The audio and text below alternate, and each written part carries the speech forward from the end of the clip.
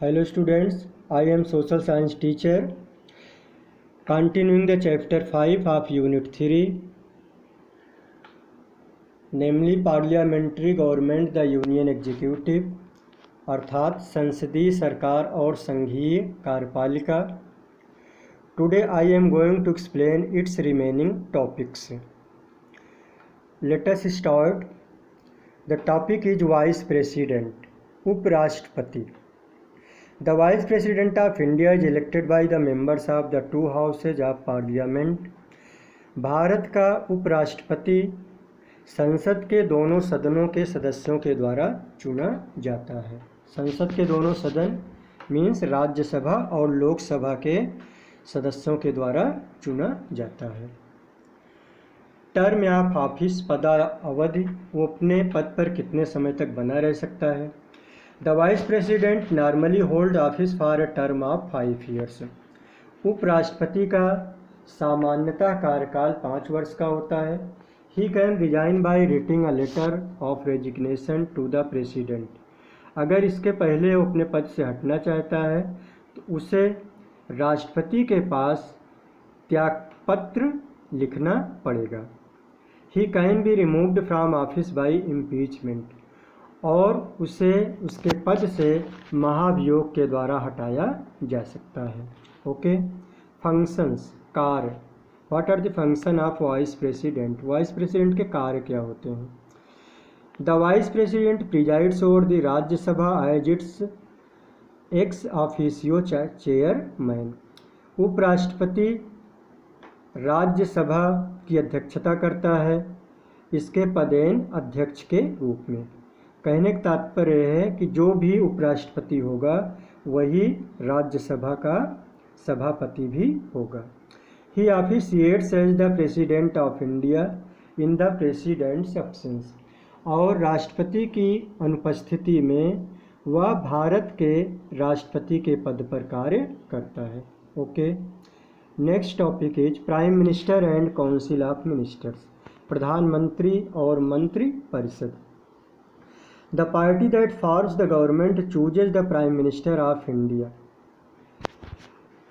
ऐसी पार्टी जो सरकार बनाती है केंद्र में वह भारत के प्रधानमंत्री का चुनाव करती है. The prime minister chooses some of the MPs as ministers and forms a council. उसके बाद प्रधानमंत्री संसद के सदस्यों से कुछ मंत्रियों का चुनाव करता है और एक परिषद बनाता है, मंत्रियों की एक परिषद बनाता है. The prime minister and the ministers of his council are then formally appointed by the president.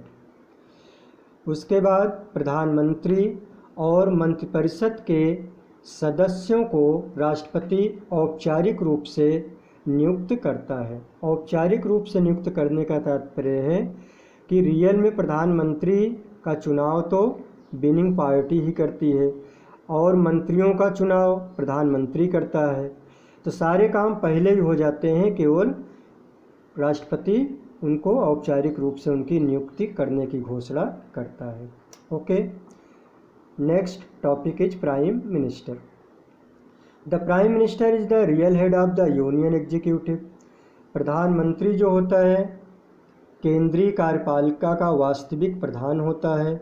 He heads the Central Council of Ministers. वह केंद्रीय मंत्रिपरिषद की अध्यक्षता करता है. He chooses the minister. वह मंत्रियों का चुनाव करता है. मतलब संसद सदस्यों में से किसको मंत्री बनाना है इसका चुनाव प्रधानमंत्री ही करता है. Presides over their meetings. और मंत्रियों की सभा की अध्यक्षता करता है. And coordinates their work. और उनके कार्यों में तालमेल बैठाता है, समन्वय करता है, मंत्रियों के कार्यों में समन्वय करता है. The prime minister communicates executive decisions to the president. इसके अलावा जो भी मंत्रिपरिषद के निर्णय होते हैं उनको क्या कहते हैं, राष्ट्रपति के पास तक वह पहुंचाता है या राष्ट्रपति को सूचित करता है. The president acts on the advice of the prime minister. राष्ट्रपति प्रधानमंत्री की सलाह पर ही कार्य करता है. इस तरह हम समझ सकते हैं कि प्राइम मिनिस्टर ही रियल पावर होता है, वास्तविक शक्ति होता है। Council of minister, come to council of ministers, मंत्रिपरिषद। The real powers of the executive rest with the prime minister and his council of minister. जो वास्तविक शक्ति होती है वह कहाँ पे होती है? प्रधानमंत्री और उसके मंत्रिपरिषद सदस्यों के पास ही वास्तविक कार्यपालिका शक्ति होती है।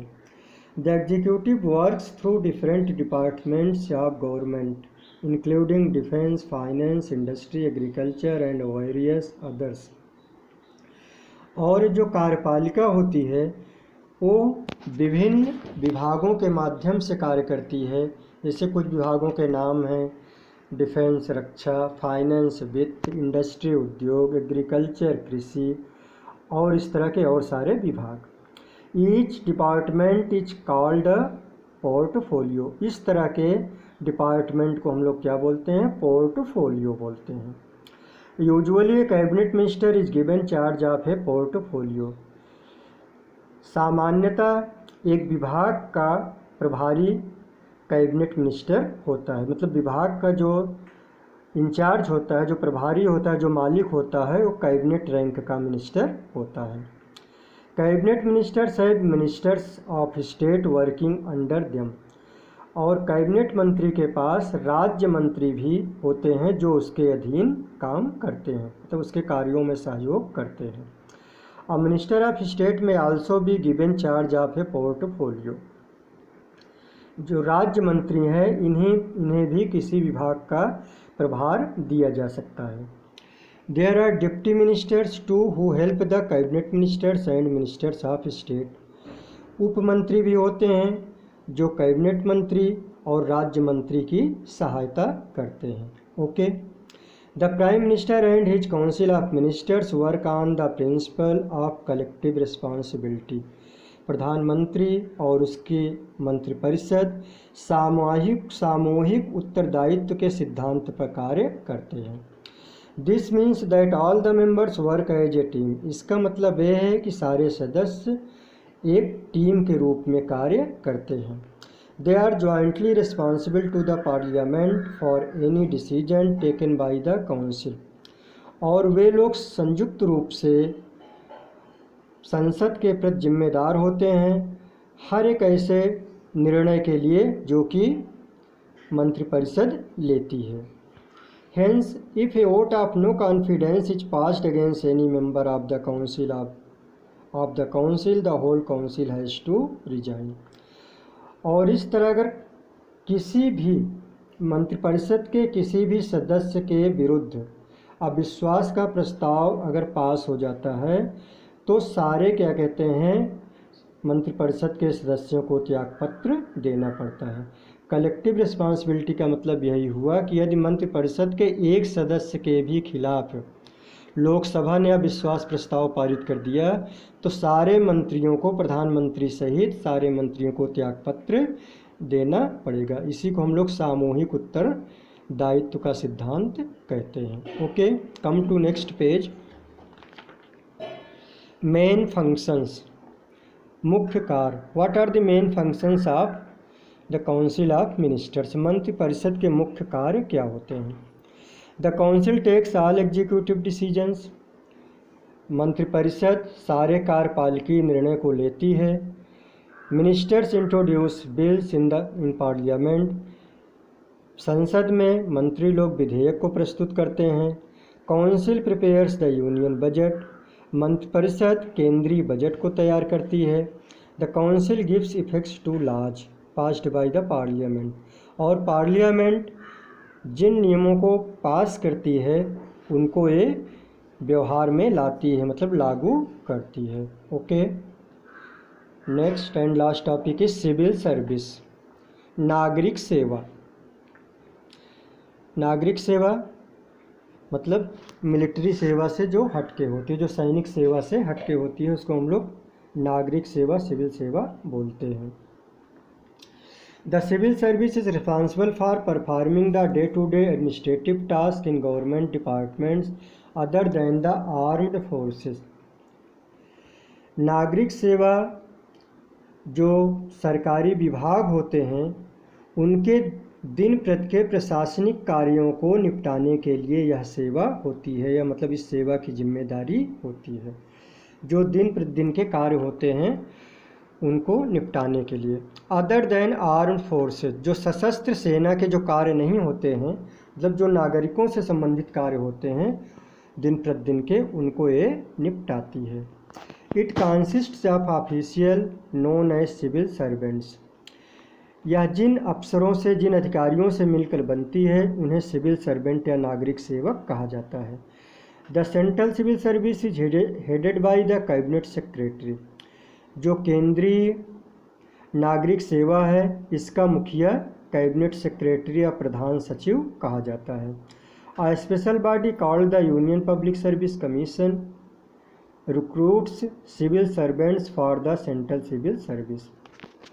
एक विशेष केंद्रीय संस्था जिसका नाम है यूनियन पब्लिक सर्विस कमीशन, संघ लोक सेवा आयोग, वही संस्था क्या कहते हैं, केंद्रीय नागरिक सेवा के अधिकारियों की भर्ती करता है। शार्ट में संक्षेप हम लोग इसको यूपीएससी बोलते हैं। तो यूपीएससी नाम की संस्था केंद्रीय सिविल सेवा के अधिकारियों की भर्ती करती है। That's end of the chapter. Okay students, thank you so much.